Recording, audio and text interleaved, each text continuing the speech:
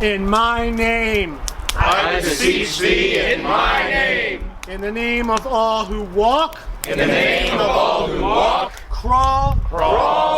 Swim. Or fly. Of all the trees. The forests. Streams.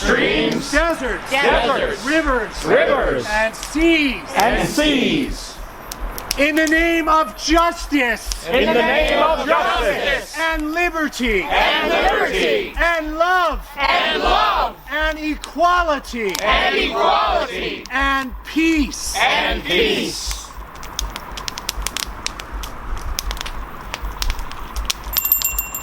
Bind them in chains. Bind their tongues.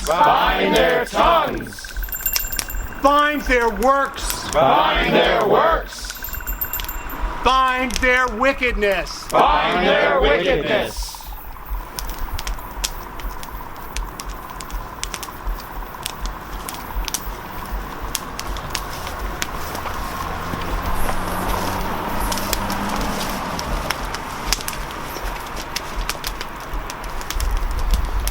You're fired!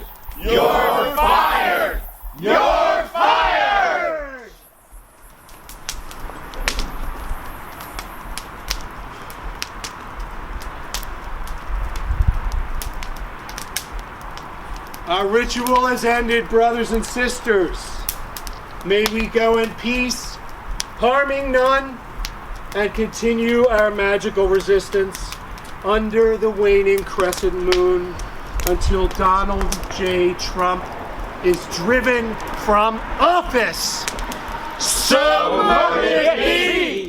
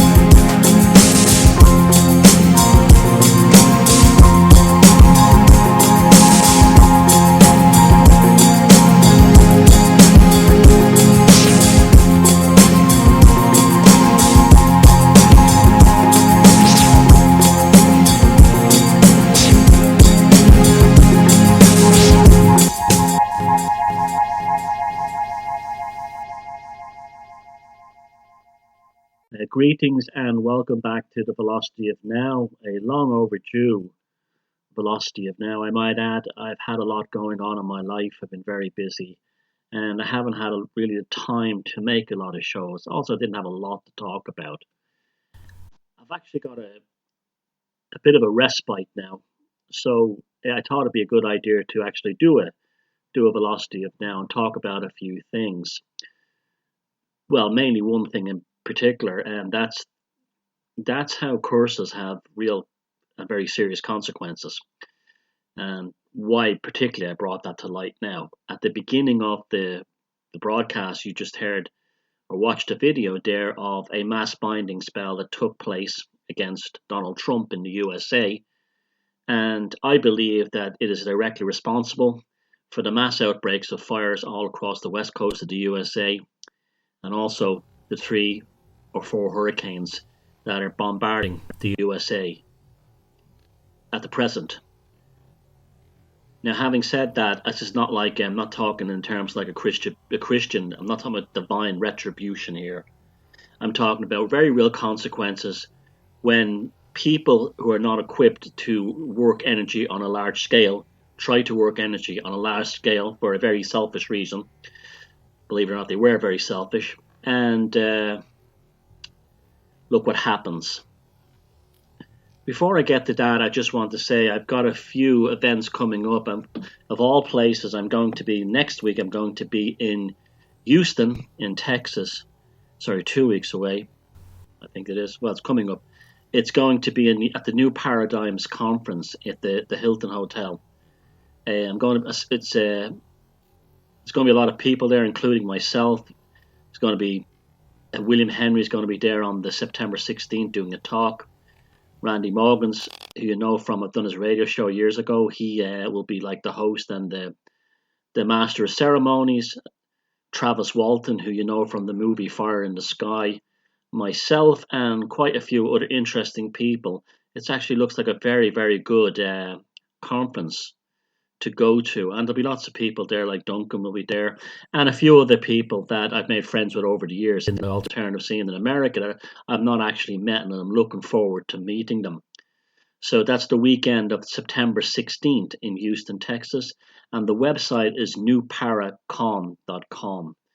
At the beginning of October, around October 10th, I think it is, I'm not sure the broadcast date, I'll be doing a podcast with Anthony Peake.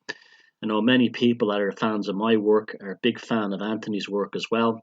And Anthony and I have known each other for a while. We had a great talk and a few beers one night in Scotland, in Edinburgh, a good while ago. And we were practically thrown out of the pub. We couldn't stop talking. So I'm sure that'll be a very good podcast. And also in November, around November 11th, I think it is, I'm doing the Awaken Con event near Reading, which is in the south of England, not too far from London. And again, there's a very good lineup at that too as well. So I'll be doing an event coming up very shortly in Texas and also one in the south of England. And I don't think I'll be doing any more events this year unless something amazing comes up. I tend to prefer to do conferences now because I like listening to other people talk, and I like to meet and network and things like that. So anyway, look, if you're in either Texas, in the Houston area, maybe take a break from the misery that's been inflicted upon you by the weather and the hurricane, and want to do something different and have a break. That's an ideal. It's a tremendous value, actually. I'm just looking at the quality and the level of the speakers in a very nice hotel. So back to the night show at hand. At the beginning of this video, this broadcast, I played a video that showed a bunch of people in America, a bunch of very misguided people who didn't know what they were doing, trying to put a binding spell upon Donald Trump. Now, it has backfired. At the time it was going on, when it was happening, anyone who followed my Facebook page, I was saying, don't get involved. Even if you hate Trump, don't get involved. Don't get involved. This is serious business. Don't get involved. Now, I immediately, very quickly on, realized that some dark force was behind this.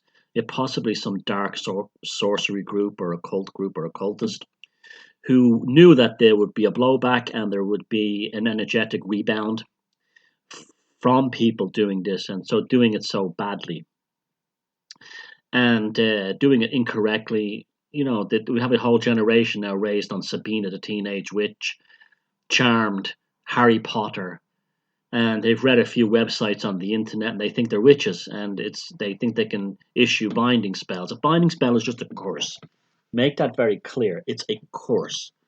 And cursing is very, very serious business, and I'm going to explain why tonight. But I want to talk particularly about what happened with that binding spell on Donald Trump. There was lots of reasons why it was never going to work in terms of actually damaging Trump. Firstly, they mentioned his name and they said it was aimed at him. That's an automatic failure because the target of the curse should never be named directly and should never be told it's coming, even if they have no magical powers to protect themselves. Secrecy and stealth, it's like a military operation. Secrecy and stealth is how you do it. You don't do it like that. Now, if you listen to the text of that so-called binding spell at the beginning, They mentioned Trump's name right off the bat. It was going to be a complete failure right there and then. You just don't mention the name directly. Right off the bat, it failed right there and then. Secondly, the way it was performed was people who obviously didn't know what they were doing. They kind of made up a mishmash ritual of some kind to try and affect Donald Trump. But how it became a real curse is because they said that firstly, Trump did nothing to them directly. Remember, it's only if you spell or put a curse on someone that hasn't hurt you directly, it will always come back. I'm talking about personally. I'm not talking about, oh, he hurt me because he passed a law against guys wearing dresses while flying kites or something like that. That wasn't personally directed at you. And second, that was just a law or whatever was put out there. Secondly, they did something very bad. They said, and anyone who helps him, abets him. Now, anyone who helps Trump is them. It's because they're actually helping Trump. Because what they're doing is, because they named his name and they issued this binding spell, all they did was increase his magical charge. They gave it to him. So they actually were cursing themselves because they were helping him achieve this semi-godlike status. Trump, the irony of this is that Trump is becoming a god. Now, what I mean by that is he's becoming more than just a man. He's becoming more than just a politician. He's already in a semi-demigod type situation by being president of the United States. But this reputation that's building up around him is charging him into the status of a deity. He's becoming the Zeus of America, which is very powerful in America when you think about it, as America was founded by Freemasons and atheists, and a lot of people, and many of them were occultists in the Freemasonry stuff, and an American Zeus would be something that would sit very, very well in the kind of magical equilibrium that would come from this. So they've actually helped Trump, they've abated him, and they are now part of the spell. They all set up on a certain day. They all had the Tower card. Now, the Tower card is the biggest giveaway that they didn't know what they were doing and they were only going to cause damage. Now, we all know the Tower card is a tower being struck by lightning. Two people are generally falling off it. Sometimes waves are seen crashing at the base, flames coming out of it. And even in some cards, which the one I'm looking at right now, high extreme winds. What's happening in the United States now is we have the West Coast on fire. We have high winds battering in from the Caribbean in the form of hurricanes and the Gulf of Mexico. And we also have waves and surges flooding places like Houston. The Florida Keys are going to get it sadly soon, and that whole coast up along there. This is what happened. This is what you created. This is what you did, you stupid people. You've ruined the lives and the homes of many innocent and decent people who never did you any harm. You have brought this malady upon them. Now, how did this happen? Energy always seeks to find a vacuum. When you have a vacuum in any form of energy, that energy will always flow into that vacuum. These people were attempting, in their many thousands in the United States, to bind or curse Donald Trump. Because the curse or the binding spell had no integrity and therefore no charge, it created an inverse response in terms of an energetic charge. It became a negative. It's a curse, remember.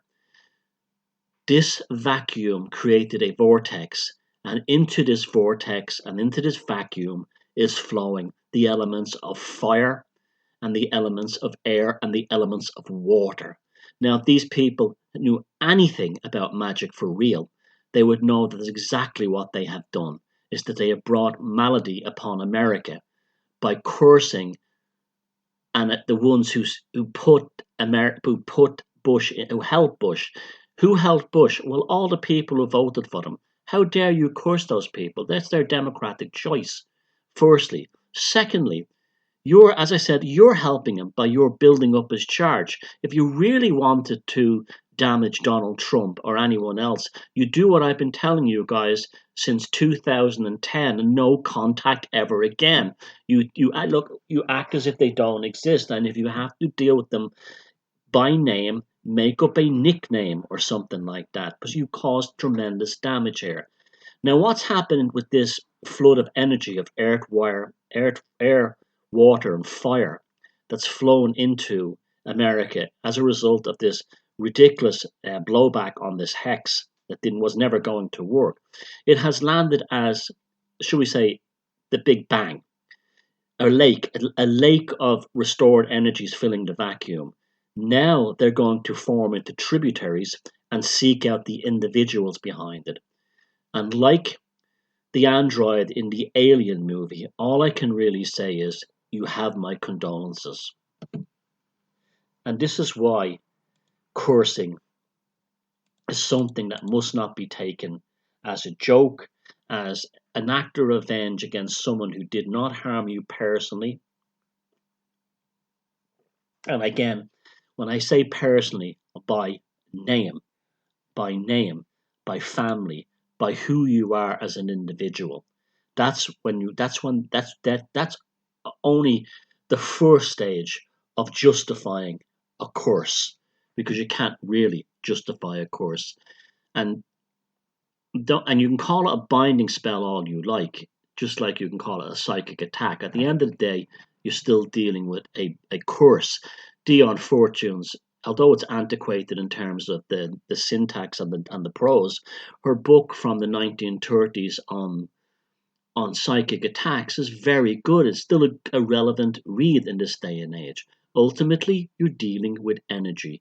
If you can't produce enough energy to move the charge out from you towards the target, and remember, it's like the old Aristotelian ideas of how an arrow moved, that the reason why an arrow moved towards its target was that the air in front of it was collapsing and the arrow was charging into a vacuum. Well, that's really not, we all know that's not how it works in terms of the physical laws of nature now, and physics and aerodynamics, but very much so in the laws of magic. That's exactly how it works, because it's very similar to things like electronics. It will seek to flood into an area of induction where you have two charges or two fields, and the field will always move into the area where the field will be attracted towards. In this case, it will be a negative energy charge, and this is the great danger of making a curse. Now, having even said that, like when people come up to me and they say to me, "I want to curse somebody," you know about magic, Thomas Sheridan. How do I curse someone? And I say, don't do it. But they did this, that, and the other to me. Don't do it. If any of you have seen that fantastic movie, A Dark Song, what that movie is about is a meaningless, although it's a phenomenal film and the best portrayal of magic ever in a movie. A Dark Song in the film, what it's really about is a woman trying to get revenge for the death of her child. But it doesn't matter, because as the magician tells her, they're already damned. But what she's not failing to learn is that she has to get out of the way of her own self. This is like in the classic idea of chaos magic. You had Jan Fries and Phil Hine came up with the idea that everything already exists as in the universe. Everything you want is out there. It exists. Your dreams and desires have happened. The problem is you're getting in the way of them flowing towards you. Sometimes you have to a lot of times you solve problems not by attacking them straight on, by getting your own ass out of the way and let the solution move towards you. This is what the no contact ever again thing came from.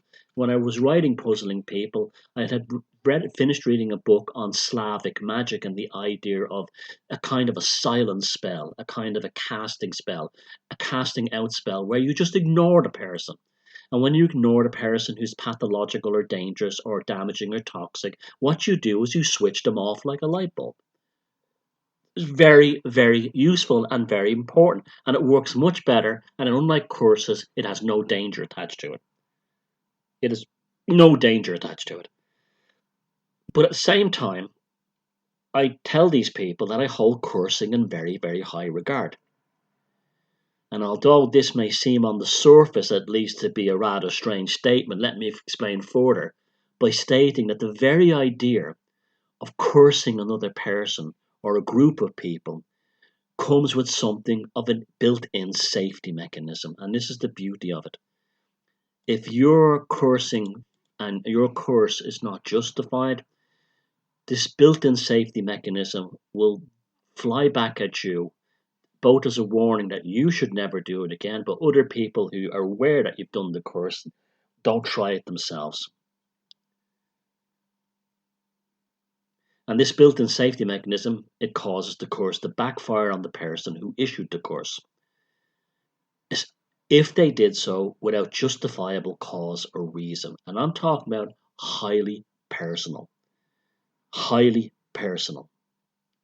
This is why curses against politicians don't work, because they didn't sit down and attack you personally. Doesn't matter what demographic you put yourself in or how you see yourself in terms of your societal role or persona.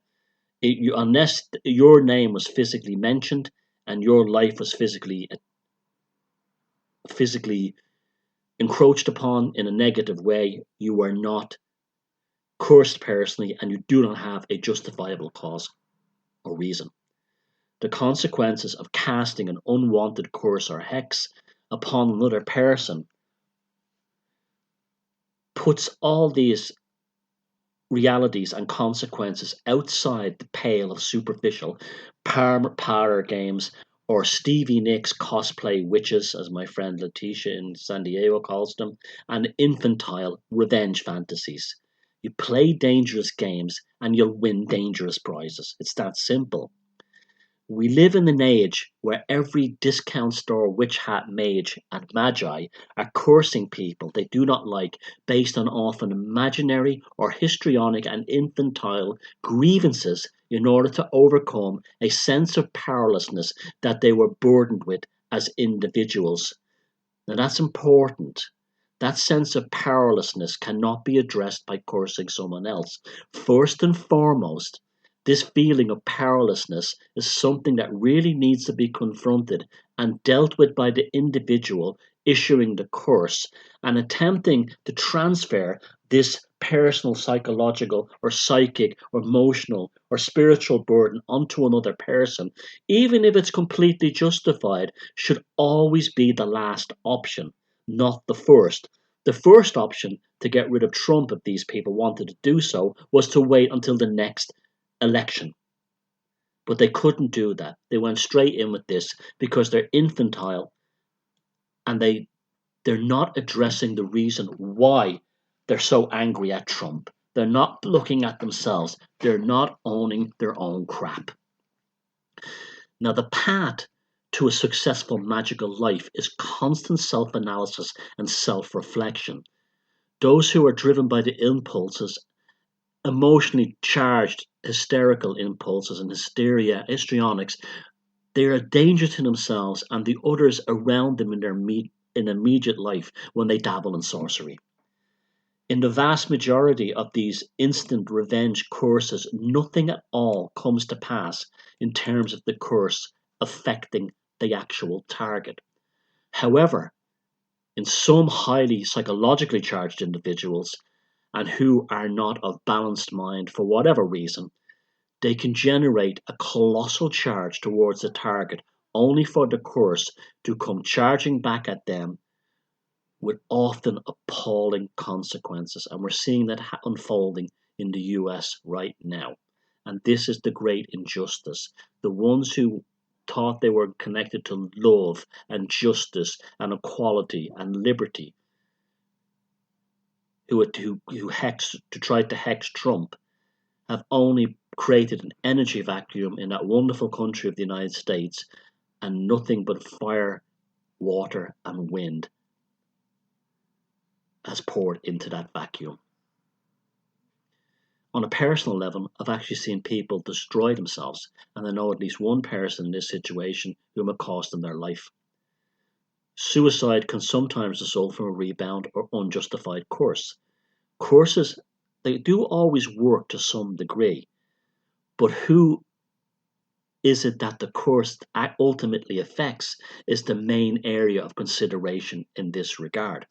The course can just as easily, in fact, very often, damage the cursing person more so than the intended target. And so we have this situation which took place in February 2017 this year, when a US, but some outside the US, collection of mostly role-playing adults collectively embarked upon coursing the US President Donald Trump, who I might add was elected fair and square in a democratic election, and there was no violation of liberty. And this, don't give me this whole thing about the Electoral College. This is the system that you validated when you put down your X or your name or however you do it in the United States. You have to deal with it. You lost an election. If you want to readdress that, create a situation where people will vote for the anti-Donald Trump candidate in 2020. But you didn't want that because you're children and you want everything very quickly. Stamping your feet, cursing people, and then you call it a mass binding spell. And the farcical nature of the Harry Potter cosplay fiasco, it would be hilarious if not for the fact that myself and others soon realized that the entire event was probably orchestrated by some dark occultist, so as to ride the charge created by the mass binding spell for their own purposes. Not only did the curse have no effect and will never have any effect on the US president, but the dollar store witchy poos who took part in the event will be the ones left to deal with the energetic rebound. A lot of sleepless nights and 3 a.m. terrors will be their reward, I can assure you. And that's if they get off lightly. A true magician, sorcerer, would casually consider the mass media and liberal turmoil created by the Trump election as the unleashing of new charges and potentials within society and the culture to be captured and utilized accordingly. They say you can't fight City Hall, but you can ignore and enjoy the stupidity of politicians you don't like for your own amusement, rather than let large-scale political forces crush you by trying to change what you can never change. Satire and bardic sorcery were created for this reason, but they never went out of fashion. And in the United States, the anti-Trump side have been absolutely terrible at satire in terms of taking them on. Awful, just awful. These people are not funny. Yet the other side have been extremely funny. You have the likes of 4chan and the Lionel Nation and all these other true bardic, endeavors that are doing the job. Can you curse a person? Well, of course you can curse a person. How do you do it?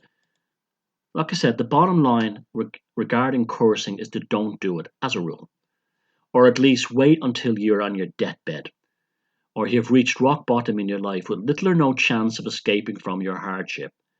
Still having the same life you had before Trump was elected. And it's only changed just because he's in office.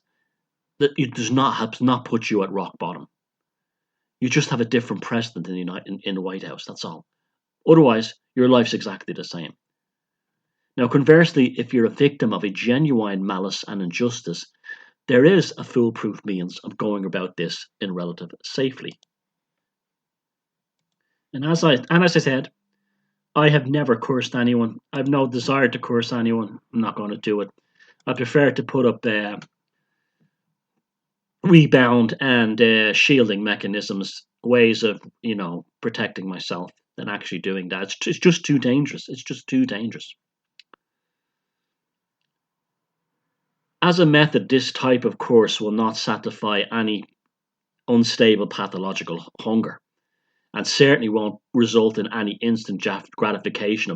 That's why these people expecting Donald Trump to be removed from office from doing this thing. They won't get it. So unstable, revenged, obsessed individuals won't get what they want. It only works if the individual who's truly deserving target, remember we're talking about personal things now, walks into the trap, so to speak. Ultimately, we're talking about the stealing and reclaiming of one's life energy force and psychic energy. If the individual whom you are cursing did not intend you any direct personal harm, then they generally won't pay any energetic price. However, if the person making the curse is behaving immature, infantile, hateful, and without good reason for cursing this person, they will be the ones losing their own life energy, which will be depleted, and in some cases, it opens up the doors for entities which will attach themselves directly to unjust and unwarranted individuals who cursed an undeserving person. I'm having terrible trouble at the moment with an entity that's actually come into my life. I don't know how it happened. It's causing me tremendous problems. I'm dealing with it. It's almost dealt with, but there's things happening. Like, I'm not going to go into detail, but I'm quite up against it in terms of my own magical life at the moment. This thing was sent to me, or maybe I opened up a vacuum of my own. But this is why it'll be dealt with. It's not the first time this has happened, and you can't get to see the gods unless you walk through the bouncers of demons. That's basically what's going on.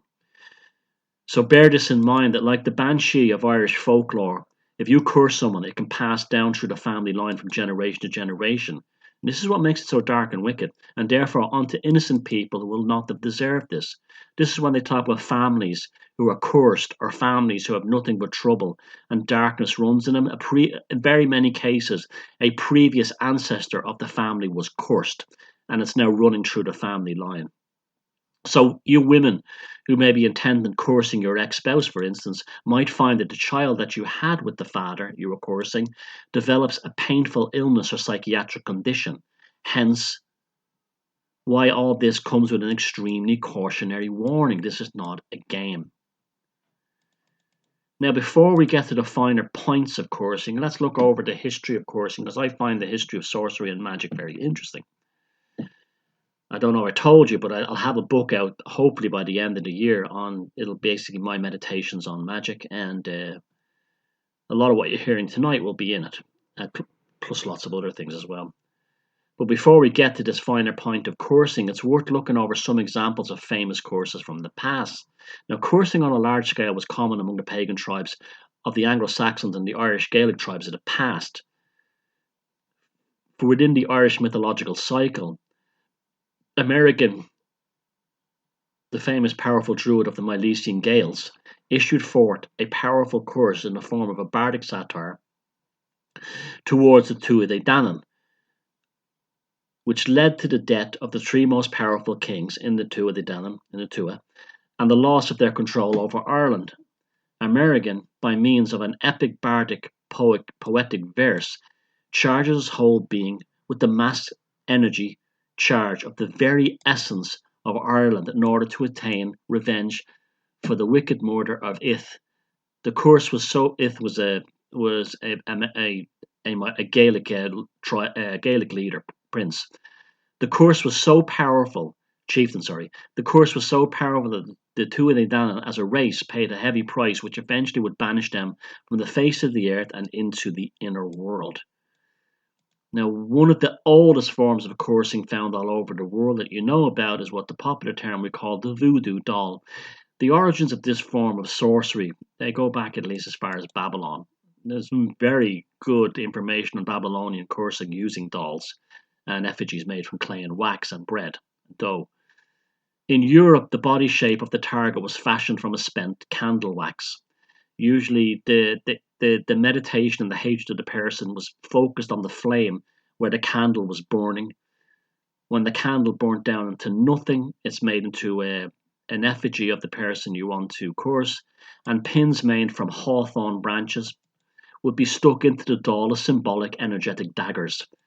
The popularity of these waxen images was assured due mainly to its impressive aesthetic nature. I mean, it looks fantastic. There's something very satisfying about the wax in, you have the whole ritual of the burning candle, the flame, the wax formed into the shape of the individual. It's very impressive looking when you start sticking the hawthorn branches into it, or you put it into a little coffin. And the course itself requires almost no skill or real commitment on behalf of the practitioner. Now, popularity aside, in more cases than not, the Pierce Dahl course would result in failure to cause the target any harm, because again, it's like the Trump binding spell. It appeals to the lowest ones of lowest intelligence. This is why we have so many conditional stages of adaptation and protocol and criteria within magical schools and traditions, is to weed the idiots out, because when you get to the real stuff, you can do incredible things and incredibly dangerous things. And this is why you can't have psychologically unstable people involved in witchcraft and sorcery, because they're incredibly dangerous, both to themselves and others. In the rare cases, or rare instances, when the intended outcome was successful, using the wax effigy, it could result in a sad and unhappy slow deterioration of the target over a number of years. By then, the individual who initiated the curse would have probably forgotten about the person they cursed, and in most cases moved on with their lives.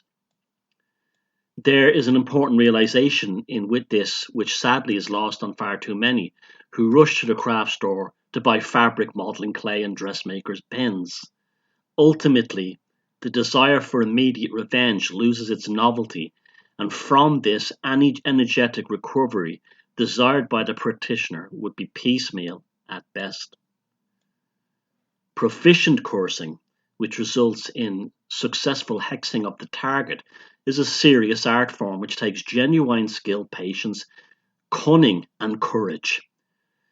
You have to phrase every word perfectly. And as you heard at the beginning of this show, they did everything wrong. They cursed themselves. They named the target. They said that they were supporting liberty, but Trump was elected in a legal election. He's not anti-liberty. Your needs as a social justice warrior or a cuckold or a snowflake is not liberty. They're your personal desires. You have liberty. You had a free election. You lost. In energetic terms, cursing is going to battle with a sword in hand. The potential risks are as serious as the possible results. The expert and erudite use of language plays a major role in issuing forth an effective curse. The practitioner must be of balanced and stable mental fortitude, with a strong fortitude in terms of the goddess Fortuna, a balanced mind, with a strong sense of personal intuition and innate wisdom. You sit instead of rushing out there to get revenge because you're like a little girl who didn't get her pony for her 10th birthday because Trump got elected. You're not of mental fortitude. You are not of balanced mind. With these personality traits coupled with the curse as cast by such a person, it becomes an extremely serious matter. Fires all over the west coast of America, hurricanes battering the south and east. Only patience and creative intelligence can deliver the required result without the danger of magical rebound or energetic blowback. Competent and wise practitioners will often issue their courses openly targeted towards specific individuals as their own life is coming to an end and have nothing more to lose in material or health terms. So sitting down your deathbed, that's the best. If you want to issue a course, do it on your deathbed. Simple as that. The person being not because you can't enjoy your Starbucks mochaccino latte with pomegranate marshmallows because Trump got elected. The person being cursed will generally live out the rest of their life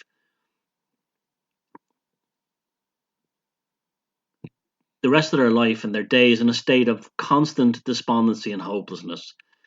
The star of life within them almost extinguished to the point where death becomes a welcomed respite from their unending sense of dread and eternal unease. This is what's going to happen to the people who cursed and tried to bind Donald Trump. I'm very, very sorry. You have my condolences. You played a stupid game and you won stupid prizes.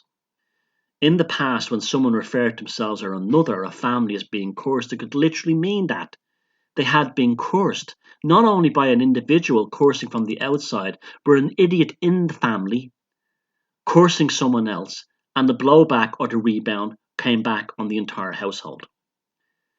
During the medieval period, when the Normans ruled much of Ireland, there is one famous case of a Norman archer who attempted to blow out the eternal fire, venerating the goddess Breed in County Kildare, and soon afterwards he was subject to a curse placed upon him for this act of sacrilege against a pagan deity. The records report that the Norman archer became insane and attempted to blow out every other fire he saw, to the point where he soon died of a combination of heat exposure and dehydration after his comrades attempted in vain to save his life. We can see in this case how the outcome of the curse was poetic and ironic in nature, considering how the curse manifested. This is one of the things that a lot of true magicians and true sorcerers know, is that there is a poetic unfoldment to a magical spell or act. They don't call it poetic justice for no reason. The use of curses in rural Ireland, along with the real or imagined effects upon the curse, would sometimes result in the targets attempting to bury themselves alive in their own homes by lifting up the floor slabs and digging their own symbolic grave, in which they would lie down until they died. Ireland, like most agrarian cultures in Europe, would have been saturated with witchcraft and sorcery and curses at that time, both casting and repelling, and this would have been part of everyday life. In such societies, the curse would generally take the form of hexing the livestock and the economic security of the target. Cows that would stop producing milk, hens that would stop laying eggs, and crops would not grow, and so on. The house I lived in myself had a witch in it, and apparently did something like this to a well. This serves to illustrate that sorcery was at one time a form of warfare among rural peasant families and communities. Not only in Ireland, but all over Europe and beyond, communities dealing with the aftermath of intergenerational cursing and hexing, with emigration usually being the only option left to escape a family hex or a home curse. This is why Ireland is covered in empty, ruined farmhouses. It may have even been resulted in the famine, for all we know. Sometimes this rural energy war will be brought to the new country, as demonstrated by German peasants in Pennsylvania, continuing the magical conflict on the other side of the Atlantic. It's like the mafia. Once you get involved, you're in the game for good. It's like, just like Al Pacino said in The Godfather, every time I tried to get out, they pulled me back in. La Cosa Nostra, the magical order of the Sicilian mafia. The family, the Corleones, were cursed. The most effective curses take a considerable amount of effort to create, and their results happens over a long period of time. Remember, we are dealing with the unknown forces of the universe, which we embark upon when we embark upon magical practice, and these forces are not subject to the same space-time effects our own cognition operates within. Look, 96% of the universe is missing. They call it dark matter or dark energy. Magic is the ability to move forces within that world and get a result on the other end. If you got rubbish in, you'll get rubbish out. Among the peoples of the Scottish Highlands, there's a very long magical tradition coupled with something of a historical magical charge inherent in these communities. It's probably why they were wiped out with the Highland clearances, and has in the past led to some very effective cursing that even led to the entire destruction of several clans, most notably the houses of Seafort, Mar and Macintosh. You know, it so feared were the witches and sorcery of Scotland that the most powerful individuals of that land made use of powerful talismans and lux, L-U-C-K-S, as something of a magical firewall against any curses. Anyone who's met me knows that I wear pendants and I have tattoos. That's what I do. It is of no coincidence that William Shakespeare's weird sisters became the most infamous witches in Western culture, based on their unforgettable appearance in Macbeth. The three witch sisters in the Scottish play are representative of the same magical archetype pertaining to fate that you get as the three fates in Greek mythology, or what they call the Norns of the Norse mythology. Fictional they may be, but nevertheless Shakespeare based them on real accounts of Irish and Scottish witches as described in Holinshed's Chronicle, which was a famous book of witchcraft from 1587. Such was the power of the Scottish Highland witch that very real fears of their sorcery was almost certainly the reason for King James of Scotland writing his highly influential Demonology, a book along with the notorious Malus Maleficarum, the Hammer of the Witches, remained something of a mandate for the persecution of witchcraft practitioners for centuries to come. Even right back until the early 1950s, when the final elements of the English Witchcraft Act were abolished.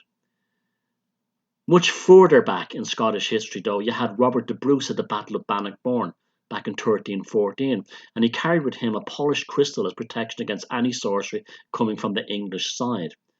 These protective gemstones and talismans, which are still employed actually, as the jewels in the British and other monarchist bloodlines, often offer protection against all manner of sorcery and curses. Once again, we see that while the ordinary layperson is told to laugh at, ridicule the idea of curses, the ruling classes continue to take the idea of them being cursed very, very seriously.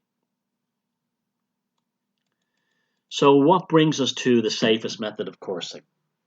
Firstly, we are dealing with your personal psychic energy having been stolen by a pathological individual. Matters not if this was a financial swindle or an act of unwarranted slander, emotional or sexual abuse. It still comes down to the energetic forces being stolen personally, regardless of the material or psychic form they represented. As I mentioned before, an effective method is to lay a type of magical trap for the cursed, quote unquote, to walk into themselves. So say perhaps someone is attempting to ruin your reputation by means of a scandal or a smear campaign. The most effective method for the practitioner to assure that this injustice is returned in the form of a curse is to issue a test of the curse publicly, and then to wait for the provisionally cursed to find out about it and hopefully proceed to mock it or make fun of it. Did you notice that Trump did not make fun or mock the binding spell? So as I said from last year, I told you Trump has the craft either inherently or he's being coached. Even though you mentioned no name when you wrote the curse, the target, it within their own narcissistic self-destruction, will assume, rightly or wrongly, it's aimed at them. And from this is why paranoid people often curse themselves. And from this, thereby mocking or ridiculing the curse, attach it upon their being. Bang, like in the Night of the Demon and that movie and the string of runes, the paper full of runes. Get it off me, take it away, don't touch me, I don't want it. Such a method ensures to an effective degree as possible that the curse will not rebound upon the practitioner simply due to the fact that it did not originate in a real sense in terms of naming them from them, as they mentioned no name. The cursed, after assuming the curse was directed at them and mocking it, will have bound themselves in something comparable to an energetic field made of barbed wire from which there is no escape.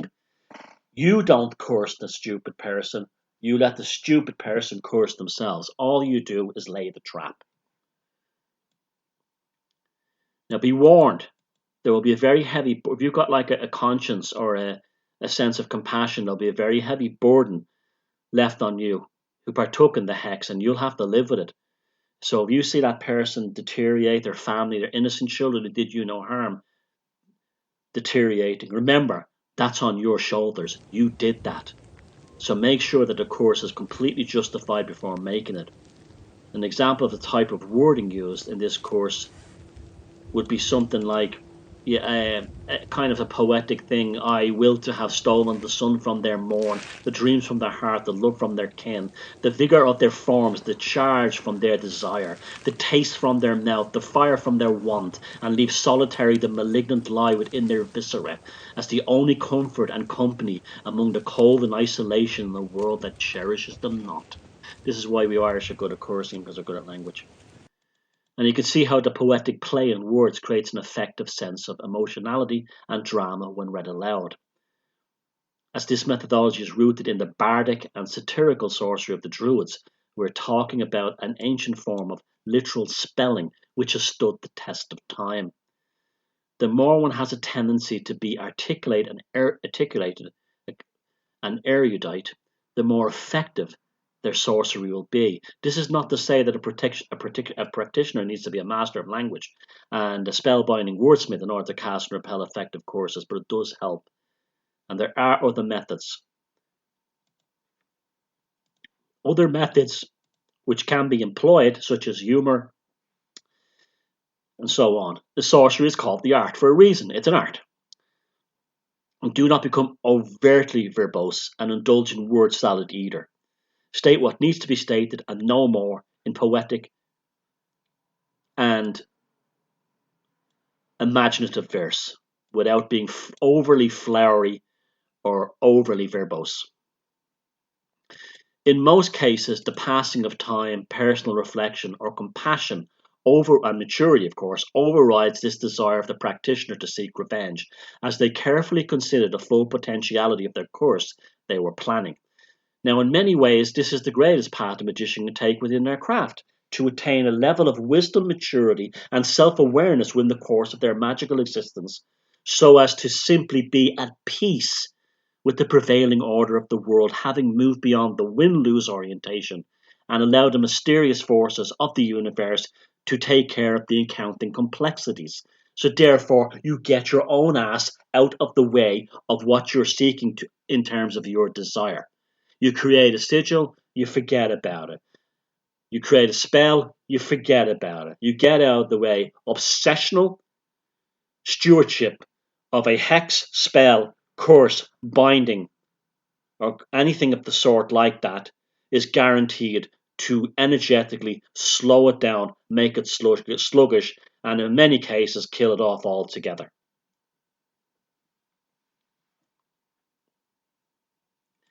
Sorcery is the most powerful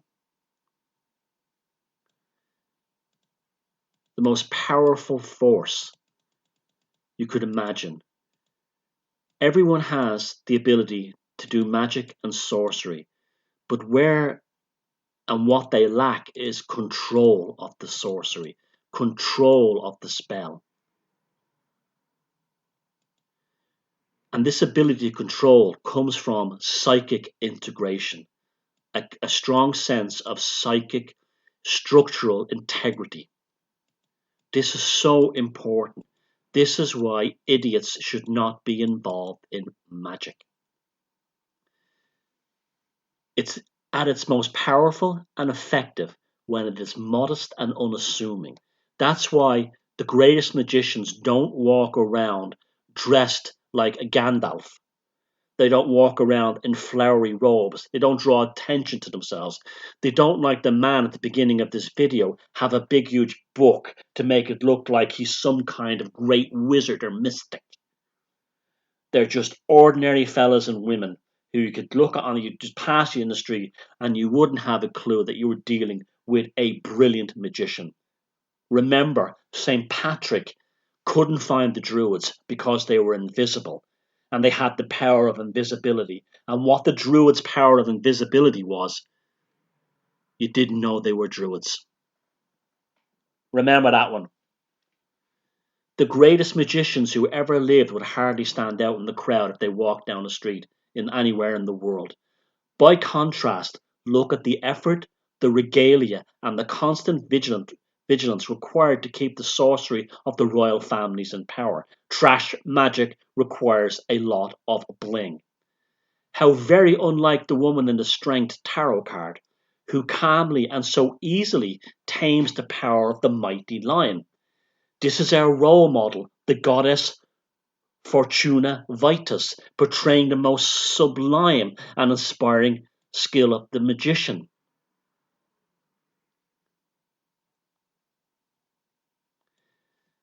This is what it's really about. You don't hex somebody, you sort yourself out first. Fortuna, when she's wrestling the lion, what she's doing is she's wrestling her instincts and urges and desires for revenge. She's getting herself out of the way of her desires, no matter what they may be, so as they happen for themselves. Back to what I was saying about the chaos magicians and the likes of Philip Hine and so on. The idea was to put it out there and get away from it. Everything that you would desire in this universe has already taken place. And think about that in terms of the people who tried to bind Trump and hex him. Trump will eventually leave office. If he wins the next election, he'll be out in 2024. Your job, if you're a true magician and a true sorcerer, you're not going to waste your time on the inevitable. You're going to say, well, the elections, the electoral process will take care of this. Under the US Constitution, he can only serve 2 terms as a president, and that's the end of him if I don't like him or you don't like him. And that's the end of it. And then you have you have 6 from this point on. You have 6 years, over 6 years of energy you can work on for yourself, for your loved ones, you can use for creativity, for building and creating, and you're wasting it all on something that's inevitable, like in the movie A Dark Song when the magician says, what are you doing? They're already damned. So I hope I've given you something to think about on this broadcast. It's been nice doing it again. If you'd like to support me, buy a book. YouTube don't want to give me any advertising revenue anymore, even though the ads are on it. They're not giving me much anymore. They've demonetized most of my videos, and I'm not the only one. I know they've done it to many others because of inappropriate content, which is ridiculous. There's nothing more appropriate than my content. Let me tell you. The ones that they're and the people they've also made inappropriate. And so there's also a link down below how you can support me in other ways as well if you don't want to buy a book or you already have them all. So I will see some of you in Houston shortly. I'll be doing 2 presentations, one on the magical foundation of the Third Reich occultism. You get an awful lot of information out there on the Third Reich and the occult, but they all begin it afterwards. I'm going to be going into the sociological, cultural, and other aspects behind it, because generally people who write on the subject, although there's many very good books out there on the Third Reich and the occult, the people writing the books don't have a knowledge of magic themselves, and so that's what I can bring to it, and sorcery. And secondly, the other one will be on the giants and the connection towards the megaliths. What were the giants of Europe? Who are they really? Did they exist? And if so, what should we be looking for? I'm presenting for the first time anywhere in the world evidence and photographs of my travels around Europe and findings and some brand new theories on the idea, which I'm sure you will enjoy. So that's in Houston on the weekend of the 16th and the 17th. Newparacon.com, I think is the name of the site, or they're just looking for the New Paradigm Conference at the Hilton in Houston, Texas. And we'll try to bring a bit of joy and happiness to that community there, and to a bit of diversion from the troubles that have been brought upon them. So there you go. Don't ever curse anybody. If you have to, do it on your deathbed, and even then, even in the mass moments of your mortal life in this present existence, ask yourself, is it the right thing to do? The best thing to do of all, the greatest form of magic. It's like Crowley. I know a lot of you don't like him, but when Crowley said, any magic that isn't concerned with the development of the self on a spiritual level is, quote unquote, black magic. And it's true. So good night, good evening, goodbye, take care of yourself, and feck 'em if they can't take a joke.